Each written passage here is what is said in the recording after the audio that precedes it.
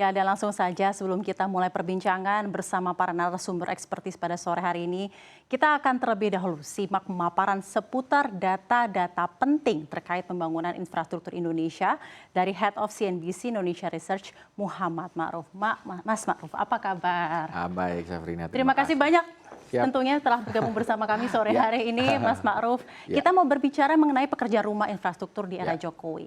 Kita meng-highlight capaian-capaian, catatan khusus, tidak hanya capaian tapi juga evaluasi. Silakan, Mas Ma'ruf. Baik, terima kasih Safrina. Jadi memang infrastruktur itu menarik karena isu ini sudah yang bahkan sudah ramai sejak 2014 ya, sejak term pertama Pak Jokowi. Jadi akan sebelum mungkin kita melihat evaluasinya, mungkin kita akan lihat pencapaiannya dari mulai beberapa simbol saja ya, kira-kira proyek-proyek yang sangat penting, misalkan panjang jalan di Indonesia. Jadi jalan di Indonesia itu sekarang mencapai 550.000 gitu, dan kalau kita lihat ini memang lebih lebih sedikit dibanding kenaikan pada era sebelumnya ya, kalau kita bandingkan jadi pada era Pak SBY itu kenaikan jumlah panjang jalan itu mencapai 38%.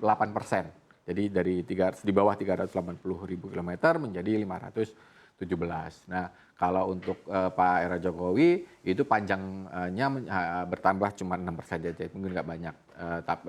Ini salah satu capaian Pak Jokowi meneruskan dari kebijakan pemerintahan sebelumnya. Kemudian kalau kita lihat sebenarnya fokus dari Pak Jokowi itu bukan jalan saja, tapi ada jalan tol, dan nanti kita lihat datanya. Data jalan tol di era Pak Jokowi itu 4 kali lipat panjangnya. Jadi data jalan tolnya itu kalau Pak Jokowi itu kita bisa lihat dari total jalan tol zaman Pak Jokowi itu mencapai 2.500 kilometer. Jadi walaupun tadi pada SBY ada kenaikan 38%, namun jika dibagi lagi ke jalan tol, kita lihat signifikansinya ya.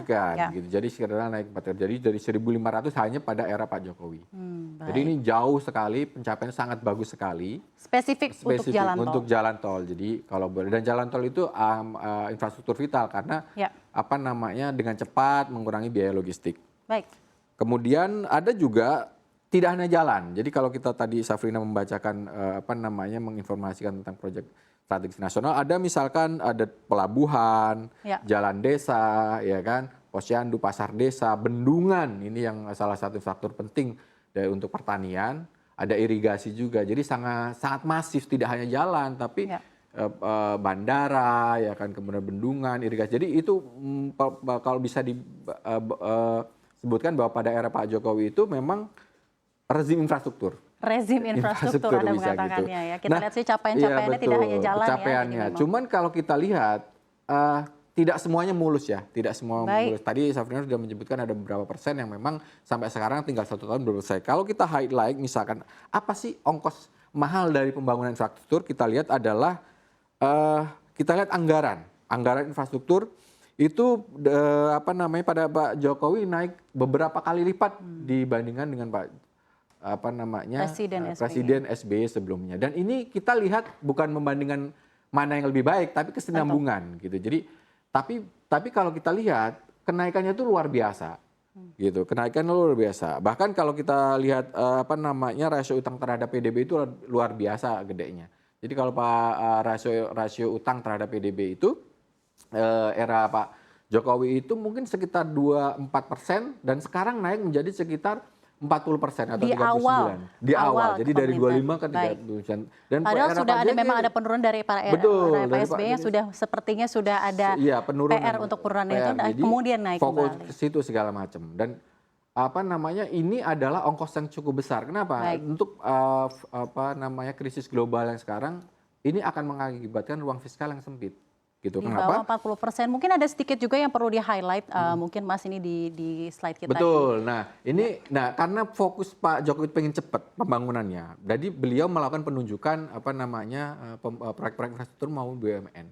Nah, ini membuat BUMN kelimpungan juga gitu, harus berhutang segala macam. Karena kalau saya bandingkan tahun 2014 dengan sekarang, debt equity ratio atau kemampuan jumlah utang dan kemampuan membayar itu naik rata-rata 3 kali lipat. Bahkan yang terakhir Waskita Karya itu rasionya sampai 6 kali. Dan itu membuat banyak BUMN sakit. Artinya itu adalah PR selanjutnya yang harus diselesaikan. Kemudian tadi terkait dengan rasio utang ini, bayar utangnya menjadi lebih mahal. Artinya presiden selanjutnya harus lebih pintar nyari uang untuk bayar utang karena bebannya meningkat. besar. Betul. Kemudian kedua, kita evaluasi fungsi infrastruktur yang dibangun Pak Jokowi.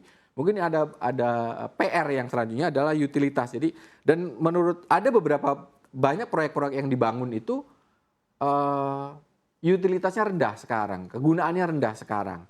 Misalkan kereta cepat itu memakan dana hampir 100 triliun, 94,6 triliun dan harus dijamin APBN bertahun-tahun. Itu kan akan membebani PR selanjutnya untuk presiden depan. Padahal sekarang dampaknya adalah dia tidak, kalau nggak informasinya itu dia tidak sampai ke Bandung kota, dia hanya pada Larang. Artinya apa? Tidak nyampe kota ke kota karena biasa kereta cepat itu dari kota ke kota. Jadi ini kan nanti akan mengakibatkan penumpang yang sepi, malas lah gitu kira-kira. Kemudian, tidak langsung dari Jakarta ke Bandung, ya, gitu. Seharusnya kan begitu konsepnya gitu. Jadi nanti ada PR untuk presiden selanjutnya melanjutkan ini PR-nya bagaimana menyelesaikannya. Dan kemudian kayak Bandara Kertajati itu juga sepi menurunkan, padahal infrastrukturnya biaya hampir 5 triliun. Sampai sekarang sepi dan ini bandara banyak sekali. Bahkan ada informasi bandara di kabupaten yang harus tutup setelah dibangun. Nah ini kan jadi PR selanjutnya. LRT juga Palembang. Misalnya hampir 20 triliun, sepi penumpang. Itu kemarin kan hanya karena ada Sea Games. Artinya apa? Baik. Ini udah kadung dibangun. Kita lihat lagi mungkin untuk PR berikutnya. PR berikutnya itu adalah kualitas infrastruktur yang kualitas rendah. infrastruktur. Betul. Jadi kalau kita lihat tadi, anggaran infrastruktur itu dibagi menjadi beberapa sektor. Salah satu indikasinya itu adalah untuk daerah. Nah, cuman di daerah itu tidak pengawasannya tidak implementasinya pembangunan infrastruktur. Dan ini contoh misalnya kemarin kita ramai ya Pak di Lampung. Di Lampung. Ini dalam kilometer ya Mas ya? Kilometer ini jalan yang rusak. Jadi ada rusak berat dan total yang rusak. Riau ini paling parah, paling banyak sekali. Dan dia kan sebenarnya provinsi yang cukup kaya, tapi infrastrukturnya sangat rendah. Ini kan artinya apa?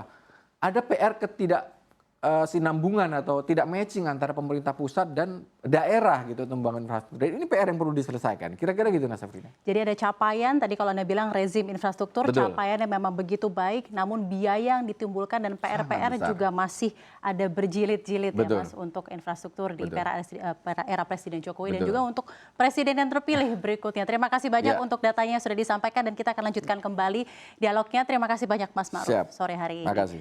Dan selanjutnya bicara pembangunan infrastruktur Indonesia tentu tidak bisa singkat mengingat luasnya archipelago Indonesia dari Sabang sampai Merauke, dari Miangas sampai Pulau Rote.